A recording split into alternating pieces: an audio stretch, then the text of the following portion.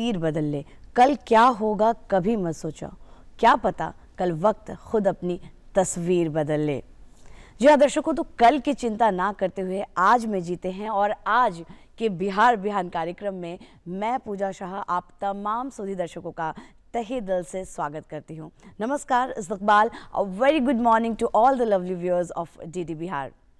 दर्शकों, चूंकि बात हुई है आज की और आज को सकारात्मक बनाना तो बेहद ज़रूरी है, तभी हम कल की चिंता और बीते हुए कल में क्या कुछ हुआ उसकी फिक्र को छोड़कर आगे बढ़ पाते हैं। और इसीलिए कार्यक्रम बिहार बिहान अपने कार्यक्रम की शुरुआत ही करता है ऐसे महापुरुषों के उच्च विचार से जिन्हें हम आत्मसात करते हैं और पूरे दिन ऊर्जावान रहते हैं। तो चलिए कार्यक्रम की शुरुआत में आपको दिखाती हूँ सबसे पहले हमारा पहला सेगमेंट अनमोल वचन।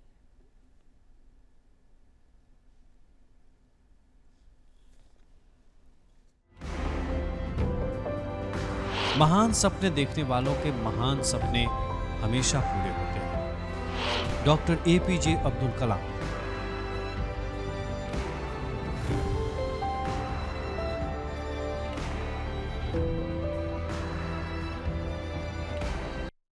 हमें वर्तमान में जीना बेहद ज़रूरी है और वर्तमान की जब बात होती है तो हम सबसे पहले सोचते हैं कि किस प्रकार हम अपने आज को सुधारें।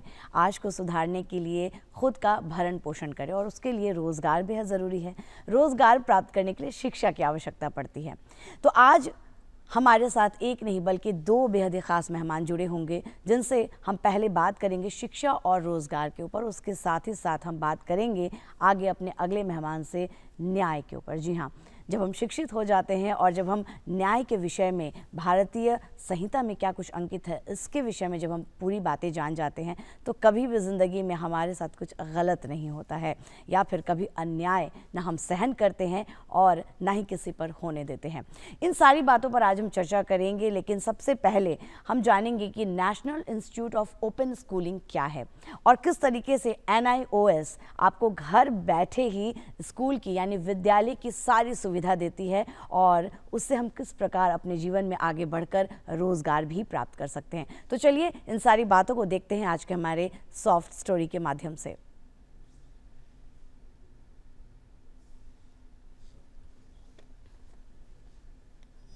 राष्ट्रीय मुक्त विद्यालय शिक्षा संस्थान यानी NIOS एक स्वायत्त संगठन है जिसकी स्थापना भारत सरकार के मानव संसाधन विकास मंत्रालय द्वारा 1989 में की गई थी। भारत में सुदूरवर्ती क्षेत्रों तक सस्ती और सुलभ विद्यालय शिक्षा उपलब्ध कराने के उद्देश्य से इसकी स्थापना की गई थी, जो माध्यमिक और उच्च माध्यमिक स्तर तक की शिक्षा विद्यार्थियों को मुक्त और दूरस्थ माध्यम से उपलब्ध करवा रही है। यह संस्था उन विद्यार्थियों के लिए शिक्षा का अवसर प्रदान करती है जो पारंपरिक शिक्षा प्रणाली से वंचित रह गए हैं या फिर वे अपनी शिक्षा को समय और स्थान की सीमा से मुक्त होकर प्राप्त करना चाहते हैं। देश के अंदर ग्रामीण क्षेत्रों के गरीब बच्चे, सुदूर पहाड़ी क्षेत्रों के बच्चे, दिव्यांग महिलाएं और लड़कियां सहित सुविधा वंचित क्षेत्रों के बहुत सारे बच्चे गरीबी और अन्य आर्थिक सामाजिक समस्याओं के कारण अपनी पढ़ाई पूरी नहीं कर पाते थे। राष्ट्रीय मुक्त विद्यालय शिक्षा संस्थान समाज के ऐसे समूह को गुणवत्तापूर्ण और कौशल आधारित शिक्षा प्रदान कर उन्हें मुख्य धारा में शामिल करने का प्रयास कर रही है। NIOS का महत्व उन व्यक्तियों के लिए विशेष है जो रोजगार के अवसरों के लिए शिक्षा प्राप्त करना चाहते हैं। संगठन द्वारा इन्हें व्यवसाय, जीवन समृद्धि, समुदाय उन्मुख और ITI जैसे पाठ्यक्रम प्रदान किया जाता है। आज NIOS ने कई महत्वपूर्ण कदम उठाए हैं जो रोजगार के अवसरों के निर्माण में सहायक हैं। NIOS न केवल सामान्य शिक्षा प्रदान करती है बल्कि विभिन्न प्रकार के कौशल विकास और तकनीकी प्रशिक्षण कार्यक्रम भी चलाती है। ये प्रशिक्षण कार्यक्रम उन व्यक्तियों के लिए विशेष रूप से फायदेमंद होते हैं जो स्वरोजगार की दिशा में कदम बढ़ाना चाहते हैं। इन पाठ्यक्रमों से जुड़े प्रमाण पत्र, डिप्लोमा और डिग्री रोजगार की संभावनाओं को बढ़ाते हैं। NIOS की मदद से छात्र अपनी शिक्षा को समय के अनुसार अनुकूलित कर सकते हैं, जैसे कि वे अपने काम के साथ साथ शिक्षा प्राप्त कर सकते हैं। इस प्रकार वे अपनी पेशेवर क्षमताओं को बढ़ाते हैं। NIOS की परीक्षाएं जो 10वीं और 12वीं स्तर पर होती हैं, या उन लोगों के लिए वरदान साबित होती हैं जो इस स्तर पर निकलने वाले नौकरी के लिए आवेदन करना चाहते हैं। इसके द्वारा दिए गए विभिन्न शिल्प और कारीगरी के पाठ्यक्रम व्यक्तियों को अपने हुनर को रोजगार में बदलने का अवसर प्रदान करते हैं। इससे वे स्थानीय स्तर पर भी रोजगार सृजन करने में सक्षम होते हैं। विभिन्न प्रकार के तकनीकी शिक्षा और विशेष शिक्षा कार्यक्रमों द्वारा छात्रों को हुनरमंद और किसी विशेष कौशल में दक्षता प्रदान करती है। इससे उन्हें विभिन्न कंपनियों में रोजगार मिलने की संभावना बढ़ जाती है। NIOS ने समुदाय और व्यक्तियों के लिए रोजगार के अवसरों का द्वार खोला है जो सामान्य शिक्षा प्रणाली से बाहर हो चुके थे। यह सामाजिक समावेशन के लिए एक सकारात्मक पहल है जो विभिन्न वर्गों को मुख्य धारा में लाने में मदद करती है। इसके अलावा यह संगठन अपने यहाँ भी बड़े पैमाने पर रोजगार का सृजन करती है। इस प्रकार राष्ट्रीय मुक्त विद्यालयी शिक्षा संस्थान द्वारा प्रदान की गई शिक्षा और प्रशिक्षण कार्यक्रम लोगों को रोजगार के अवसरों से जोड़ती है और छात्रों को आत्मनिर्भर बनाने की दिशा में मदद करती है। इसके माध्यम से रोजगार की प्राप्ति के रास्ते और साधन आसानी से उपलब्ध हो पाते हैं।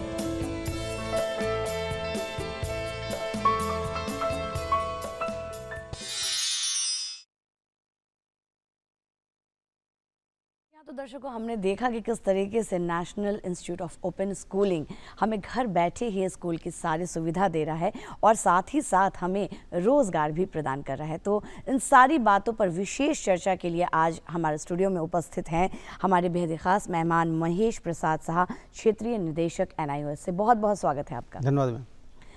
यहाँ पर हमने देखा वीडियो के माध्यम से कि किस तरीके से NIOS कार्यरत है, लेकिन सबसे पहले आपसे जानना चाहूँगी आम शब्दों में कि NIOS है क्या और किन कक्षाओं के बच्चों के लिए ये लाभकारी है और किन लोगों के लिए बहुत ज़्यादा आवश्यक है ये स्कूल। मैडम, NIOS भारत सरकार का एक स्वायत्त संस्था है। हमारा हेडक्वार्टर सेक्टर 62 नोएडा में है और NIOS क्लास 3 से लेके 12 तक के लिए भारत सरकार द्वारा मान्यता दिया गया है प्रमाणित करने के लिए कैंडिडेट्स को जो किसी भी कारण अपनी शिक्षा पूरा नहीं कर पाए हैं। ऊपरी उम्र की कोई सीमा नहीं है। 10वीं में एडमिशन के लिए 14 साल पूरा होना चाहिए और वो घर बैठ के वो अपनी ये शिक्षा पूरी कर सकती है। और NIOS जो सर्टिफिकेशन देती है मैडम, वो CBSE और स्टेट बोर्ड के मान्यता के बराबर ही है जी, क्योंकि NIOS सिर्फ ओपन स्कूलिंग नहीं है, ये बियॉन्ड स्कूलिंग भी है। आप NIOS से शिक्षा प्राप्त करके आप आगे भी बढ़ सकते हैं, जहाँ तक जाएँ, जहाँ इंजीनियरिंग में जाइए, मेडिकल में जाइए, पायलट बनिए, सारी सुविधा देते हैं। बहुत अच्छी बात आपने बताई है कि जब आप 12th कर लेते हैं तो आपको उतनी ही वही सर्टिफिकेट की वैल्यू होती है जो आप CBSE या बिहार बोर्ड या किसी स्टेट बोर्ड से आप लेते हैं। बहुत अच्छी बात। लेकिन आपने कहा कि 3 क्लास से लेकर 12th क्लास तक के बच्चों के लिए है और हमने वीडियो के माध्यम से भी देखा कि 10th और 12th के स्तर पर जो भी नौकरियां निकलती हैं उन्हें भी वो बच्चे भर सकते हैं। लेकिन बात आती है रोज़गार की, स्वरोजगार की जब बात आती है तो किस तरीके से NIOS जो है वो मददगार होता NIOS में मैडम सिर्फ 3rd से 12th तक ही नहीं है, हमारे यहाँ 100 से ऊपर वोकेशनल कोर्सेज भी हैं। तो भारत सरकार जो नारा है स्किल इंडिया, तो हम उसमें भी सहयोग दे रहे हैं बच्चों को और जो कैंडिडेट्स हमारे यहाँ रजिस्टर होते हैं उसको आत्मनिर्भर बनाने के लिए भी सहयोग करते हैं हम। वो हमारे यहाँ से रोजगार उन्मुखी कोर्स करके वो अपना रोजगार कर सकते हैं या फिर सरकार से जो वैकेंसी निकलती है वहाँ भी अप्लाई कर सकते हैं। और मैडम एक चीज़ और बता दूँ, NIOS सिर्फ रोजगार ही नहीं देता है, ये रोजगार से निकालने वालों को बचाता भी है। मैं एक उदाहरण देता हूँ आपको। भारत सरकार ने 2017 से 19 तक DLED का कोर्स कराया जो अप्रशिक्षित टीचर थे स्कूलों में, जो ब्रिज कोर्स कराया, जिसने B.Ed कर रखा था लेकिन वो प्राइमरी सेक्शन पढ़ा रहे थे, उनकी नौकरी बचाने के लिए NIOS के द्वारा उनको प्रशिक्षित किया गया और सर्टिफिकेशन किया गया। वो आज सभी जगह अप्लाई कर रहे हैं, सरकारी टीचर बन रहे हैं। हमारे बिहार में भी TR 1, 2, 3 में वो लोग अभी और भी अप्लाई करेंगे। अभी जो वैकेंसी निकलेंगे उसमें अप्लाई करेंगे, फिर टीचर बनेंगे। सरकार ने नोटिस निकाला था 2000 मार्च 19 तक प्रशिक्षित नहीं होंगे उसको नौकरी से निकाल दिया जाएगा, लेकिन उनकी नौकरी बचाई गई है। क्या बात है, यानी कि कहीं ना कहीं हमारे माननीय प्रधानमंत्री नरेंद्र मोदी जी के ये आत्मनिर्भर भारत को बनाने की जो प्रक्रिया है, इसमें NIOS एक बहुत अच्छी और बड़ी भूमिका निभा रही है। NIOS की हम बात कर रहे हैं और आपने कहा कि नौकरियां भी दे रही हैं, रोज़गार भी दे रहा है, वोकेशनल कोर्सेज़ की भी आपने बात कही है। मैं चाहूँगी हमारे जो दर्शक उनको आप ज़रूर बताइए कि कौन कौन से वोकेशनल कोर्सेज़ है और कैसे इसमें आप एनरोल हो सकते हैं। मैडम, सारे क्षेत्र में हमारे वोकेशनल कोर्सेज, आप कोई भी एक क्षेत्र का नाम बताइए, उसमें सारे वोकेशनल कोर्सेज हैं। और हमारे जो वोकेशनल कोर्सेज हैं सारे AVI, इसको हम एक्रेडिटेड वोकेशनल इंस्टीट्यूट बोलते हैं, वहाँ पे उनकी कोर्सेज होते हैं। क्योंकि वोकेशनल कोर्सेज सारे प्रैक्टिकल ओरिएंटेड होते हैं, उनको प्रैक्टिकल करना बहुत ज़रूरी होती है। आप सिलाई कढ़ाई कटिंग से लेके और होटल मैनेजमेंट तक के भी कोर्स हैं, DMLT DMIT तक के कोर्स भी हमारे पास हैं। तो जो ये सारे NIOS से कोर्स करेंगे उनको ज़रूर कहीं ना कहीं रोज़गार मिलेगा, और रोज़गार सरकारी ना मिले तो अपना रोज़गार तो शुरू कर ही सकता है वो। क्या बात है। अगर मैं बात करूँ स्कूलिंग पे, अगर मैं आती हूँ, जब आपने कहा कि 3 क्लास से लेकर 12th क्लास तक के बच्चे, सबसे पहले जहन में यही बात आती है कि ज्ञान प्राप्त करने के लिए हम स्कूल जाते हैं, गुरुओं के पास जाते हैं, किस प्रकार घर बैठे वो सारे ज्ञान को हम अर्जित कर पाएंगे? मैडम, NIOS के सारे नामांकन ऑनलाइन है।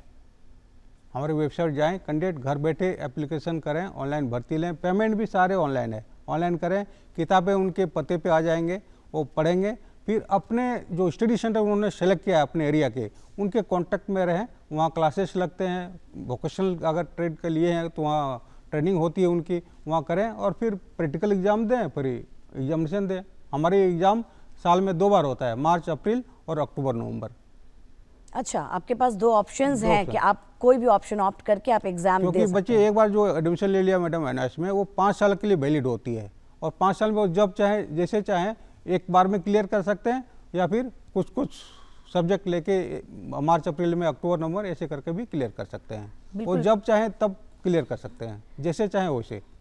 तो ये बहुत अधिक सुविधा कहीं ना कहीं प्रदान करने वाली बात हो रही है। मैडम, हमारी कुछ विशेषताएं ऐसी हैं NIOS की जो फॉर्मल स्कूलिंग से इसको अलग करती है, जैसे कि अटेंडेंस की कोई अनिवार्यता नहीं है, क्योंकि फॉर्मल स्कूल में जाएंगे आप, वहाँ आपको 75% अटेंडेंस कंप्लीट करना है, वो हमारे यहाँ नहीं है। आप NIOS में काफ़ी सालों से कार्यरत हैं, अगर मैं आपकी भूमिका की बात करूँ तो आप क्या बताएंगे? मैडम, मेरी भूमिका ये है कि खासकर अभी बिहार में ही जैसे एडमिशन बढ़ाना सभी एरिया में, वोकेशनल में भी, 10वीं में, 12वीं में, और बिहार में जैसे कि कम्युनिटी हेल्थ प्रोग्राम जो पूरे भारतवर्ष में सिर्फ बिहार में ही चल रहा है, ये इससे काफ़ी लोग लाभान्वित हुए हैं। 25,000 कैंडिडेट सर्टिफाई हो चुके हैं, और 4 lakh total community health programme में लोगों को जोड़ने का प्रावधान है। दूसरी बात रही मैडम, आजकल आप देखेंगे कि सारे स्कूलों में योगा टीचर की बहाली हो रही है। हमारे यहाँ योगा टीचर ट्रेनिंग का भी कोर्स होता है वोकेशनल में, तो योगा से रिलेटेड जो टीचर ट्रेनिंग का कोर्स हैं, जो कैंडिडेट कंप्लीट करेंगे वो तो ज़रूर टीचर बनेंगे वो स्कूलों में। रही बात DMLT DMIT की, वो करने के बाद वो किसी भी हॉस्पिटल में नौकरी कर सकते हैं। अगर सरकारी हॉस्पिटल में वैकेंसी निकली वहाँ अप्लाई करेंगे, क्योंकि हमारी प्रमाणीकरण जो है भारत सरकार के द्वारा एक संस्था से किया जा रहा है, तो उनको ज़रूर रोजगार मिलेगा।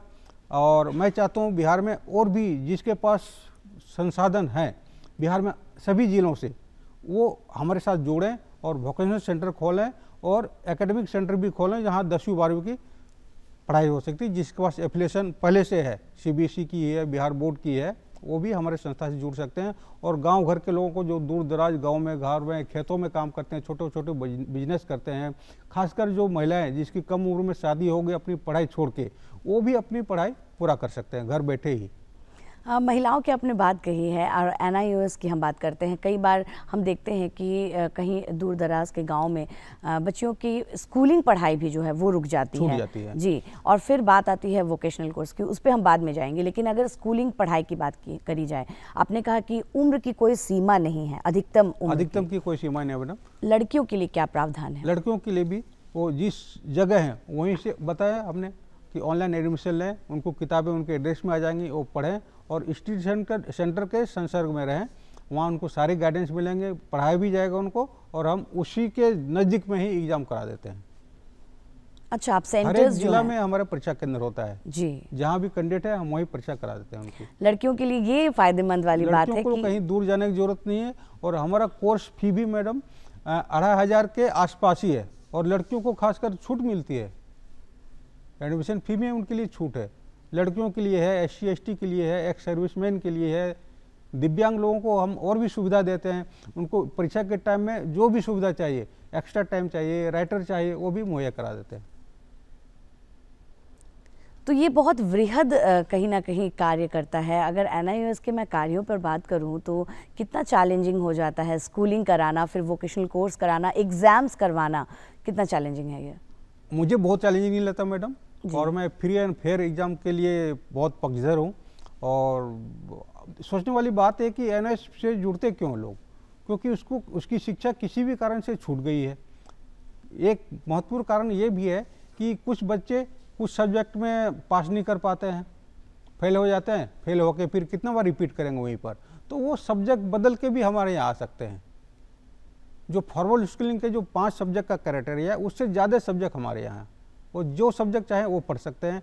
10वीं पास करके वो फॉर्मल स्कूल में एडमिशन ले सकते हैं, 12वीं पास करके वो इंजीनियर बन सकते हैं, डॉक्टर बन सकते हैं, फॉर्मल कॉलेज में भी एडमिशन ले सकते हैं। जो बच्चे अपने पास तो कर दिया है, कर गया 10वीं या 12वीं, लेकिन उसको मनचाहा सब्जेक्ट नहीं पढ़ पाया है, वो भी हमारे यहाँ पार्ट एडमिशन लेके मनचाहा सब्जेक्ट पास कर सकता है। जैसे कि किसी को पायलट बनने की इच्छा है और वो फिजिक्स और उसको मैथमेटिक्स चाहिए, तो फिजिक्स मैथमेटिक्स हमारे यहाँ पास करके वो पायलट बन सकता है। जिसको फार्मेसी कोर्स करना है, वो बायोलॉजी नहीं पढ़ाई किया है, तो बायोलॉजी हमारे यहाँ पास करके फार्मेसी कोर्स जा सकता है। क्या बात है। NIOS तो कहीं ना कहीं विषयों के विकल्प का भंडार है भाई बच्चों के लिए, और ऑप्शंस ही ऑप्शंस है। अगर आप किसी भी विषय में थोड़ा सा भी कमज़ोर महसूस करते हैं ना, तो बस आपके लिए एक ही विकल्प है, वो है NIOS। और NIOS के पास विकल्प का भंडार है। और ऐसी ही बहुत सारी बातचीत अभी बाकी है दर्शकों। NIOS में एक अलग से भी विकल्प है। क्या विकल्प है, इसका क्या प्रोसेस है, ये ज़रा समझाइए। मैडम, जो बच्चे फेल कर जाते हैं, और मुझे जहाँ तक पता है वो पूरे सब्जेक्ट में फेल नहीं करते हैं, कुछ न कुछ सब्जेक्ट में पास करते हैं, तो उनके लिए NIOS में विकल्प है एक TOC का, ट्रांसफ़र ऑफ क्रेडिट। उन्होंने जिस सब्जेक्ट में पास किए हैं, मैक्सिमम 2 सब्जेक्ट NIOS में ट्रांसफ़र हो जाते हैं, बाकी वो 3 सब्जेक्ट में एडमिशन लेंगे। और उनके लिए स्पेशल हमारा एक स्ट्रीम 2 का एडमिशन मई जून में खुलता है, जब CBSE के और बोर्ड के रिजल्ट निकल जाते हैं। उसके बाद जो बच्चे फेल किए हैं उनको अगले साल तक इंतजार भी नहीं करना है, वो तुरंत एडमिशन लेंगे, TOC सब्जेक्ट सेलेक्ट करेंगे, ऑनलाइन पेमेंट सारे हमारे, और ओरिजिनल मार्कशीट हमारे रीजनल सेंटर को भेज देंगे, और अक्टूबर में परीक्षा देंगे वो, और दिसंबर में उनका रिजल्ट आ जाएगा। उनको अगले मार्च अप्रैल तक इंतजार ही नहीं करना पड़ेगा, उनका समय भी बचता है। और कुछ ऐसे भी विद्यार्थी हैं जो फेल होने के बाद डिमोलाइज हो जाते हैं, घर में बैठ जाते हैं, उनको भी डिमोलाइज होने की कोई ज़रूरत नहीं है। वो TOC का सब्जेक्ट हमारे यहाँ ट्रांसफ़र करा लें और फिर से पढ़ाई चालू करें। क्या बात है, ये तो बहुत सारे अच्छे विकल्प हैं बच्चों के लिए भी। अगर हम व्यावसायिक पाठ्यक्रम की बात कर रहे थे, तो NIOS जो है वो वोकेशनल कोर्सेज करा रहा है, और आज के वक्त में कहीं ना कहीं हर कोई चाहता है कि वो अपना कोई रोजगार करे, स्वरोजगारी बन जाए। मैडम, तो न्यू एजुकेशन पॉलिसी 2020 के हिसाब से सारे कैंडिडेट्स को एक वोकेशनल सब्जेक्ट भी सेलेक्ट करना है एकेडमिक सब्जेक्ट के साथ साथ में।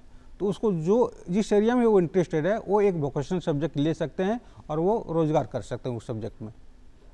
जी, महिलाओं की आप बात कर रहे थे, और आप कह रहे थे कि कहीं ना कहीं उनको जो है प्रशिक्षण भी दी जाती है, उनके लिए सेंटर्स बनाए जाते हैं, इसकी क्या प्रक्रिया होती है? महिलाओं को मैडम टेलरिंग से लेके ब्यूटिशियन तक का कोर्स, बेकरी का कोर्स, कॉन्फेक्शनरी का कोर्स, सारा कोर्स है। उनको जो एरिया जो अपने छोटे छोटे जगह में वो शुरू कर सकते हैं।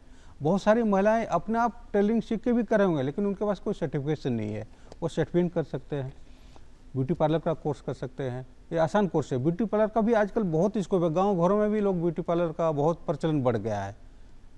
जी हाँ, तो कहीं ना कहीं महिला हो, पुरुष हो, बच्चे हो, हर किसी के लिए है NIOS। सबके लिए NIOS। अंत में क्या मैसेज देंगे हमारे? अंत में यही देना चाहूँगा मैसेज कि आप, हमारा वेबसाइट है जो hdmis.nios.ac.in एकेडमिक के लिए, और वोकेशनल कोर्सेज के लिए voc.nios.ac.in, वहाँ पर आप जाएँ। वहाँ पर हमारा प्रोस्पेक्टस भी है, पूरा प्रोस्पेक्ट पढ़ें और समझें।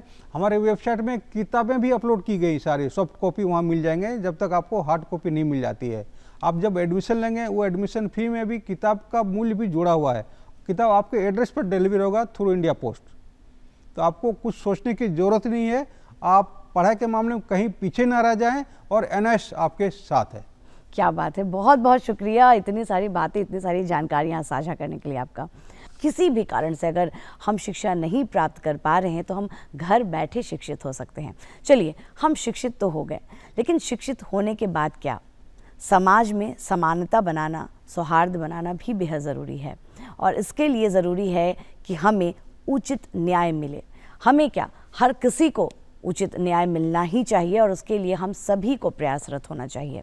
भारतीय न्याय संहिता 2023 में क्या कुछ अंकित है, इस विषय में पूरी जानकारी लेते हैं इस वीडियो के माध्यम से।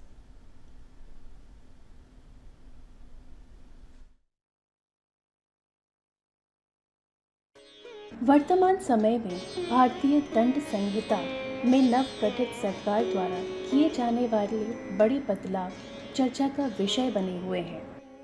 भारतीय दंड संहिता IPC भारत की आपराधिक संहिता है, जिसे पहले कानून आयोग के अनुरूप वर्ष 1860 में तैयार किया गया था।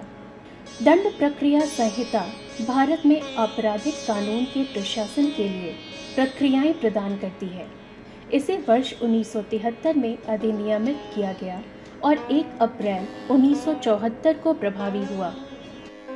भारतीय साक्ष्य अधिनियम, जो मूल रूप से ब्रिटिश शासन के दौरान वर्ष 1872 में इंपीरियल लेजिस्लेटिव काउंसिल द्वारा भारत में पारित किया गया था। ये तो हुई इन कानूनों की जानकारी। अब बात करें बदलाव की, तो हाल ही में केंद्रीय गृह मंत्री ने लोकसभा में 3 विधेयक पेश किए, जिनका उद्देश्य ब्रिटिश शासन के दौरान भारत में लागू किए गए भारतीय दंड संहिता, दंड प्रक्रिया संहिता और भारतीय साक्ष्य अधिनियम को निरस्त कर उसमें बदलाव करना है। ये विधेयक इस प्रकार है। भारतीय दंड संहिता 1860 के स्थान पर भारतीय न्याय संहिता विधेयक 2023, दंड प्रक्रिया संहिता 1898 के स्थान पर भारतीय नागरिक सुरक्षा संहिता विधेयक 2023, साक्ष्य अधिनियम 1872 के स्थान पर भारतीय साक्ष्य विधेयक 2023। और अब बात करते हैं कि क्या है इन बदलावों की खासियत और उनकी ज़रूरत। तो सबसे पहले जानते हैं भारतीय न्याय संहिता विधेयक के बारे में। भारतीय न्याय संहिता विधेयक 2023 की मुख्य विशेषताएं। यह विधेयक आतंकवाद एवं अलगाववाद, सरकार के विरुद्ध सशस्त्र विद्रोह, देश की संप्रभुता को चुनौती देने जैसे अपराधों को परिभाषित करता है। विधेयक विशिष्ट अपराधों के लिए सजा के रूप में सामुदायिक सेवा का प्रावधान करता है, जो अपराधियों को सुधारने और जेलों में भीड़ को कम करने में मदद कर सकता है। विधेयक में चार्जशीट दाखिल करने के लिए अधिकतम 180 दिनों की सीमा तय की गई है, जिससे अभियोजन की प्रक्रिया में तेजी आ सकती है और अनिश्चितकालीन देरी को रोका जा सकता है। अब जानते हैं कि भारतीय साक्ष्य विधेयक 2023 की मुख्य विशेषताएं क्या है। यह विधेयक इलेक्ट्रॉनिक साक्ष्य की स्वीकार्यता जैसे प्रामाणिकता और विश्वसनीयता हेतु विशिष्ट मानदंड निर्धारित करता है। यह DNA साक्ष्य की स्वीकार्यता के लिए विशेष प्रावधान प्रदान करता है। यह विशेषज्ञ की सलाह को मेडिकल राय, लिखावट, विश्लेषण जैसे साक्ष्यों के रूप में मान्यता देता है। यह आपराधिक न्याय प्रणाली की मूल सिद्धांत, जिसका अर्थ है कि अपराध के आरोपी प्रत्येक व्यक्ति को तब तक निर्दोष माना जाता है जब तक कि उचित संदेह से परे दोषी साबित न हो जाए। और अंत में कुछ बातें भारतीय नागरिक सुरक्षा संहिता विधेयक 2023 की।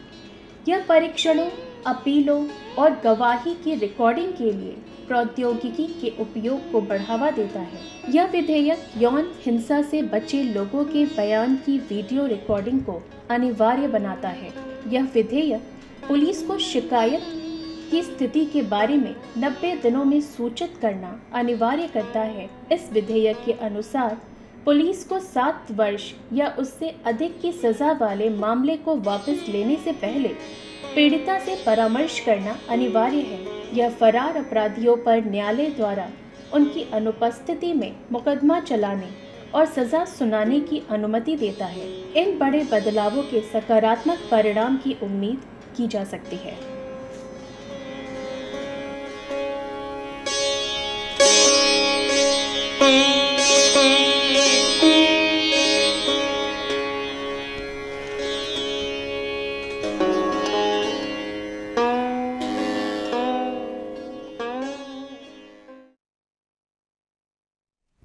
तो दर्शकों, हमने सॉफ्ट स्टोरी के माध्यम से देखा कि भारतीय न्याय संहिता 2023 में क्या कुछ अंकित है, लेकिन इसकी विस्तृत जानकारी देने के लिए आज हमारे स्टूडियो में मौजूद है हमारे साथ देवाशीष राय, एडवोकेट, पटना सिविल कोर्ट। बहुत बहुत स्वागत है आपका भी धन्यवाद।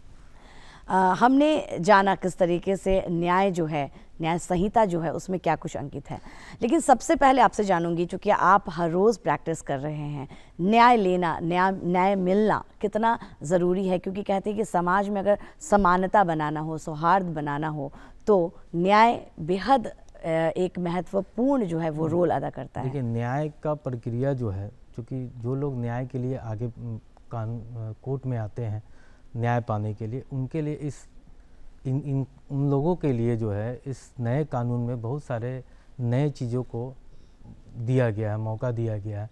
क्योंकि पुराने जो कानून है हमारे भारतीय दंड संहिता, उनका बेसिक मीनिंग ही है कि पनिशमेंट देना। आईपीसी इंडियन पिनल कोड जो है 1860 में लॉर्ड मैकाले के द्वारा जो ड्राफ्ट किया गया था, वो कई उस समय के सिचुएशंस, उस तरह के आपराधिक घटनाएं और उस तरह के लोगों के सोच के बनाए गए उस कानून का ड्राफ्ट था। लेकिन कई चेंजेस हुए, अब हम लोग 21वीं सदी में चल रहे हैं, बहुत सारे चेंजेस हुए। तो इन सभी चेंज को देखते हुए जो है हमारे भारत के नए सरकार जो है, उन्होंने भारत के लोगों के लिए भारत के द्वारा बनाए गए, भारत में ही एक नया कानून बनाया गया जिसको भारतीय न्याय संहिता नाम दिया गया 2023 BNS। तो इसको बेसिक हम लोग समझते हैं कि क्या है ये जो नए ऐड किए गए इस कानून में, उसके बारे में हम जानकारी देना चाहेंगे आपके चैनल के माध्यम से लोगों को। कि आईपीसी का बेसिक मतलब था भारतीय दंड संहिता, जिसमें प्रोविज़न था कि उसमें पनिशमेंट देना।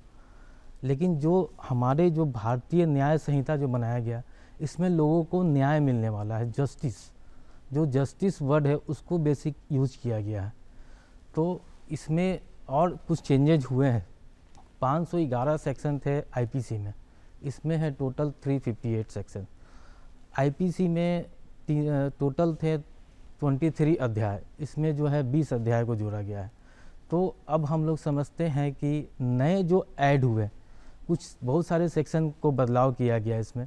जैसे आईपीसी में थे कि हत्या के लिए 302 था सेक्शन, इसमें जो है 99 से शुरू किया गया है, सेक्शन 99 से स्टार्ट किया गया। तो हम लोग उस बात पे फोकस करते हैं कि जो नए चीज़ को जगह दिया गया है। तो सबसे पहला चीज़ है एक बालक शब्द, जो सेक्शन 2 क्लॉज 3 में ऐड किया गया है। बालक और महिलाओं के लिए विशेषकर इस कानून में जोर दिया गया है, उनके सुरक्षा के लिए, उनके सारे चीज़ के लिए। तो विशेषकर जो बालक शब्द का जो यूज किया गया है सेक्शन 2 के क्लॉज 3 में, उसको हम लोग थोड़ा सा आगे चल के इस पर चर्चा करेंगे। और भी कई चेंजेस हुए हैं, जैसे सेक्शन 48। अगर सेक्शन 48 कहता है कि अगर कोई बाहर में रहकर, विदेश में रहकर भारत में आपराधिक घटनाओं को अंजाम दे रहा है या फिर योजनाबद्ध तरीके से उस घटना को अंजाम दे रहा है, तो वो भी इस कानून के तहत जो है बच नहीं पाएंगे। पूर्व के कानून में जो आईपीसी इंडियन पिनल कोड में ये सब चीज़ों को नहीं लाया गया था, लेकिन जो नए भारतीय न्याय संहिता है इसमें इन चीज़ों को ऐड किया गया कि कुछ लोग जो है विदेश में रहकर जो है भारत में कई तरह के आपराधिक घटनाओं को अंजाम देते हैं योजनाबद्ध तरीके से, तो वो जो है अब इस कानून के तहत वो बच नहीं पाएंगे, वो सजा के तरफ जो है वो लोग सजा के पात्र हैं, वो बिल्कुल उनको सजा मिलेगी। अब जो है विशेषकर जो है महिलाओं के लिए एक सेक्शन बनाया गया है, सेक्शन 69।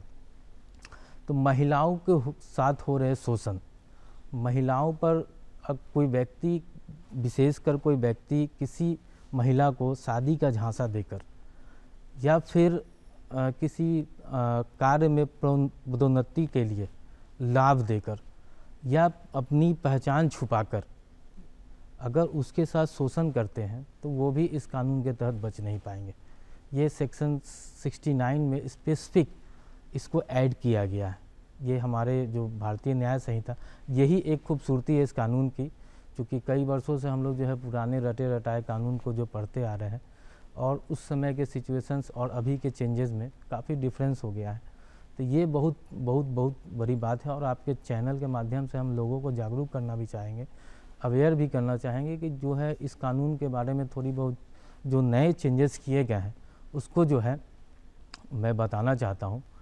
और भी चेंजेस हैं कि एक बालक शब्द के बारे में हम बात कर रहे थे, तो वो सेक्शन 95 में उसको डिफ़ाइन किया गया। सेक्शन 95 कहता है कि कोई बालक जो माइनर हो, बच्चा, उसको अगर किसी अश्लील कामों के लिए या फिर आपराधिक कामों के लिए भाड़े पर लिया गया और उससे कराया जाए, तो ये भी जो है ये इस कानून के तहत जो इसमें सज़ा का प्रावधान है। तो ये स्पेसिफिक वर्ड जो है महिलाओं बच्चों के लिए विशेषकर इस कानून में जगह दी गई है। और है कि सेक्शन एक है, सेक्शन हमारे 111 संगठित अपराध, कुछ बहुत सारे आपराधिक घटनाओं को साथ एक साथ जोड़ दिया गया है, जैसे कि डकैती हो गया, चोरी हो गया, हत्या की सुपारी देना, या फिर साइबर क्राइम जो कि अभी सबसे ज़्यादा प्रचलित है, किसी का ज़मीन कब्जा कराना, ये सब जो है संगठित अपराध की श्रेणी में जो है वो आता है। वो एक समूह में बनाकर जो है हम लोग इसमें बिहार न्याय संहिता में इसको एक तरफ कर दिया गया है। फिर उसके बाद जो है छोटे संगठित अपराध, सेक्शन जो है वो 112, उसमें एक चीज़ नया ऐड किया गया है, वो है स्नैचिंग।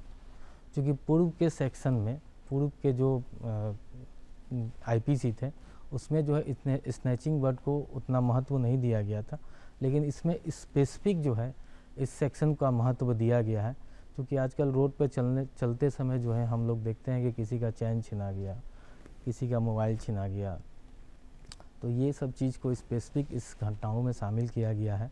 जो इस तरह के अपराध करेंगे वो इस कानून के तहत बच नहीं पाएंगे।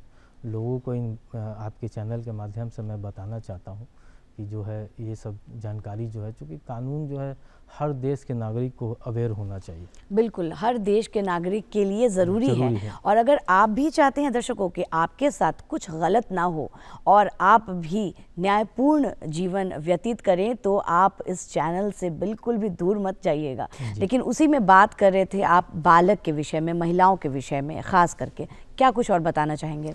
इसमें जो है एक सबसे मेजर जो चेंजेस हुए हैं वो है आतंकवाद को लेकर। क्योंकि पहले के कानून में जो है आईपीसी में जो है आतंकवाद को डिफ़ाइन नहीं किया गया था। उसके लिए हम लोग जो है यूएपीए एक्ट के तहत जो है अनलॉफुल एक्टिविटी एक्ट के तहत जो है आतंकवाद करने वाले लोगों को सज़ा दिलाते थे। लेकिन इस कानून में जो है बीएनएस 2023 में जो स्पेसिफिक आतंकवाद को डिफ़ाइन किया गया है सेक्शन 113 में। तो इसमें जो है कि आतंकवाद करने वाले जो लोग हैं, जो इस गतिविधियों, आपराधिक गतिविधियों में जो भी लोग शामिल होते हैं, फंडिंग करना या टेररिस्ट को बढ़ावा देना या फिर किसी लाइनर की भूमिका में या किसी आतंकवाद को अपने घर में रखना, इन सभी गतिविधियों में शामिल होने वाले लोग इस एक्ट के तहत जो है बच नहीं पाएंगे। इसमें विशेष कर इस आतंकवाद शब्द को जोड़ा गया है, क्योंकि एक फिलीपींस में आतंक विरोधी कानून लाया गया था 2020 में, उससे कहीं हम लोग मतलब उससे मिलता जुलता इस कानून को इसमें ऐड किया गया। तो पूर्व के कानून में इसको जगह नहीं दी गई थी, अब जो है इसमें जगह दे दी गई है। अब विशेषकर हम लोग बात करते हैं आईपीसी में एक कानून था राजद्रोह, जिसको हटाकर हमारे इस नए कानून में देशद्रोह किया गया है, जो कि सेक्शन 152 में कि भारत की संप्रभुता, एकता और अखंडता को बनाए रखने या उसको खंडित करने वाले लोग इस सेक्शन के तहत जो है दोषी पाए जाएंगे। तो हम लोग जो है आईपीसी में राजद्रोह को, चूँकि अंग्रेज़ों का कानून था, वो अंग्रेज़ों के द्वारा राजशाही कानून था, उस शब्द को हमारे नए भारत के जो सरकार है उन्होंने इसको चेंज करके देशद्रोह बना दिया। अब जो है हम लोग बात कर रहे हैं विशेषकर जो है एक स्पेसिफिक इसमें वर्ड जोड़ा गया है कम्युनिटी सर्विस। तो कम्युनिटी सर्विस क्या है? सामुदायिक सेवा। तो ये हम लोग का जैसे छोटे मोटे कई अपराध जो होते हैं जिसमें न्यायालय को सज़ा देने में या विशेषकर जो है कुछ कठिनाइयों का सामना होता था। तो अब इस कम्युनिटी सर्विस को इसमें हर छोटे जो आपराधिक छोटे छोटे आपराधिक घटनाएं उसमें जो शामिल किया गया है, तो कम्युनिटी सर्विस को विशेषकर महत्व दिया गया है। इसका मतलब ये होता है कि अगर कोई व्यक्ति किसी छोटे मोटे आपराधिक घटनाओं में शामिल होता है तो न्यायालय जो है उस किए गए आपराधिक घटनाओं को सजा के तौर पे इनको किसी सामुदायिक सेवा में सेवा देना या फिर किसी ट्रस्ट में जुर्माने के तौर पे रकम देना, ये कोर्ट के डिस्क्रिप्शन के ऊपर है। तो ये विशेषकर जो है हमारे इस कानून में दिया गया है, इस विशेषकर इस चीज़ को लाया गया है कम्युनिटी सर्विस को। अब हम बात करते हैं, एक है मॉब लिंचिंग, जो कि सबसे ज़्यादा आजकल ये घटनाएं होती है कि 5-10 आदमी किसी नस्ल या किसी समुदाय, किसी जाति या किसी धर्म के लोग जो है मिलकर एक पर्टिकुलर किसी व्यक्ति को हत्या कर देना या फिर हत्या की साजिश करना या उसको प्रताड़ित करना किसी तरीके से। तो ये जो है मॉब लिंचिंग घटनाएं जो है आजकल बहुत ज़्यादा बढ़ी हुई, हम मीडिया न्यूज़ के चैनल के माध्यम से देखते हैं। तो इसमें जो है सेक्शन 103 क्लॉज 3 में इसको जो है स्पेसिफिक जो है जगह दिया गया, महत्वपूर्ण स्थान दिया गया मॉब लिंचिंग घटनाओं। उसमें जो है सज़ा जो है 10 साल से आजीवन कारावास तक कर दिया गया है, ये विशेषकर महत्व दिया गया है। उसके बाद जो है हम लोग जो देखते हैं कि सार्वजनिक स्थलों इमारतों को तोड़ देना, नुकसान पहुंचाना, आजकल जो है भारत बंद, कभी बिहार बंद की घटनाओं को आगे करके जो है सरकारी इमारतों को जो नुकसान पहुंचाया जाता है, या रेलवे को हो गए या फिर सरकारी बसों को नुकसान पहुंचाया जाता है। तो इन सब को करने वाले जो आपराधिक घटनाएं हैं, सरकार जो है इस नए कानून में इसको विशेषकर महत्व दिया गया है कि अगर कोई सार्वजनिक संपत्ति को डिफाइन किया गया कि सार्वजनिक संपत्ति को नुकसान कोई किया तो उस नुकसान की राशि जो तय की जाएगी उसको जुर्माना के तौर पे जो तोड़े गए लोगों के द्वारा जो है वसूली जाएगी। तो ये विशेषकर पूर्व के कानून में इसको उतना महत्व नहीं दिया गया था, लेकिन इसमें जो है बहुत सारे चीज़ों को, बहुत सारे नए चीज़ों को ऐड किया गया है और बदलाव बहुत हुए। मैं बहुत सारा बदलाव बातों से एक बात समझ पा रही हूँ और सुन भी पा रही हूँ कि सज़ा जो है, सज़ा उन लोगों को ही दी जा रही है जिन्होंने कोई वैसा गुनाह किया हो जो माफ़ी के लायक नहीं है। लेकिन अगर माफ़ी के लायक है, सुधार के लायक है, तो उसकी भी कहीं ना कहीं एक विकल्प यहाँ पर बनाई गई है और उनको भी सुधार के लिए उनको आगे बढ़ाया जा रहा है। इसमें आपने एक कम्युनिटी सर्विस के विषय में बताया है, और भी बहुत सारी चीज़ें हैं। कौन कौन से ऐसे जुर्म हैं, या फिर जुर्म कहूँ या फिर कहूँ कि गलतियाँ हैं, जिसके माध्यम से वो आगे सज़ा ना पा करके अपने ऊपर सुधार पर कार्य कर पाते हैं? जैसे कि छोटे संगठित अपराध हो गए, पॉकेट मारी हो गया, उसके बाद स्नैचिंग हो गया, या फिर किसी सरकारी क्वेश्चन पेपर को लीक करके ब्लैक मार्केटिंग करना, इस सब तरह की घटनाओं के लिए जो है न्यायपालिका को न्याय करने में सुविधा मिल रहा है। क्योंकि अगर ये जो कम्युनिटी सर्विस आ गई है, जो वर्ड जो यूज किया गया, उससे जो है कम से कम जो अपराध, जो पहली बार कोई अपराध कर रहे हैं तो उनको विशेषकर जो है न्यायालय के डिस्क्रिप्शन पर है कि न्यायालय जो है किसी सामुदायिक सार्वजनिक स्थल पर जो है उनको कह दिया जाए कि जाइए आप वहाँ सेवा दे के आइए। तो उससे जो है लोगों के अंदर के आत्मसम्मान को ठेस पहुँचेगा कि हाँ मैंने गलती की, गिल्ट फील होगा। उसके बाद जो है कहीं ना कहीं ये सुधार की तरफ जो है बहुत बड़ा एक कदम है, बहुत बड़ा एक महत्वपूर्ण इम्पोर्टेंट बात है, जो कम से कम लोगों तक पहुंच जाए इस बात को कि हम अगर कोई अपराध, छोटे से आपराधिक घटना को अंजाम दिया, वो मेरी पहली घटना है, तो वो कोर्ट जो है हमको जो है दे दिया गया कि आप जाइए किसी सामुदायिक सेवा में जाके अपना सेवा दे दीजिए, तो वो गिल्ट हमको फील होगा कि नेक्स्ट टाइम जो है पुनरावृत्ति नहीं करेंगे इस घटनाओं। तो ये बहुत बड़ी बात है। अच्छा, मैं जाते जाते चाहूँगी संक्षेप में आप बताएं कि ये बदलाव से क्या कुछ फ़ायदे हो रहे हैं? देखिए, ये बदलाव से, आपके चैनल के माध्यम से ये बदलाव जो है हमारे लोगों को सबसे ज़्यादा जानकारी होनी चाहिए, जागरूक होनी चाहिए, क्योंकि कानून जो है लोगों के लिए बनता है और विशेषकर भारत के द्वारा भारत के लोगों के लिए भारत में बनाया गया कानून, जो कि हम गर्व से कह सकते हैं कि ये भारतीय कानून है। ये बहुत बड़ी बात है। तो लोगों को समझना है कि हम जो है कानून के बारे में जानकारी लें, जागरूक हों। और सबसे बड़ा बात है कि जानकारी लेने के लिए भी अच्छी बात है, और ये नहीं कि जानकारी लेने के बाद जो है हम इस कानून को भी उल्लंघन करें। तो आप उल्लंघन कीजिएगा या तोड़िएगा तो इस कानून के तहत आप बच नहीं पाइएगा। ये विशेषकर है और बहुत अच्छी बात है कि जो है ये चेंजेस हो रहे हैं। इससे कम से कम देश को आगे बढ़ने में और न्याय दिलाने में, जो लोग न्याय के लिए कई वर्षों से लड़ रहे हैं, कोर्ट कचहरी अदालतें का चक्कर लगा रहे हैं, उनके लिए सुविधा हो गया कि भाई अब जो है न्यायालय का चक्कर जो है थोड़ा कम लगेगा, न्याय हमको ज़्यादा मिलेगा। क्योंकि पहले के कानून में सज़ा थी, पनिशमेंट था। वर्ड हम दोनों को डिफरेंस जो है डिफाइन करके बता रहे हैं कि भारतीय दंड संहिता मीन्स पनिशमेंट, भारतीय न्याय संहिता मीन्स जस्टिस। तो ये बहुत बड़ी बात है। न्याय के लिए जो लड़ाई है उसको जो है इस सरकार ने इस नए कानून के तहत जो लाए। क्या बात है, नए सरकार ने जो नया कानून लाया है कहीं ना कहीं उससे नयापन समाज में आ रहा है, समानता आ रही है। बहुत सारी जानकारी आपने साझा की, बहुत बहुत शुक्रिया आज हमारे स्टूडियो में उपस्थित होने का और इतनी सारी बातें हमें बताने के लिए। जी हाँ दर्शकों, तो आज हमने जाना कि किस तरीके से हम घर बैठे शिक्षा लें, उससे हम रोज़गार प्राप्त करें और जब हम शिक्षित हो जाएं तो हम अपने नए भारतीय न्याय संहिता को भी एक नज़र देख डालें और अपने ज़िंदगी में कुछ भी हम गलत ना होने दें। कैसा लगा आपको आज का हमारा ये कार्यक्रम, ये आप हम तक ज़रूर लिख कर भेजिए और इसके लिए फटाफट से उठा लीजिए अपना कागज़ और कलम या फिर अपना मोबाइल फ़ोन और नोट कर लीजिए हमारा पता। हमारा पता है बिहार बिहान दूरदर्शन केंद्र, फ्रेजर रोड, पटना 8,01,000। आप हमें ईमेल एड्रेस के द्वारा भी मैसेज कर सकते हैं। हमारा ईमेल एड्रेस है directorddkpatna@gmail.com।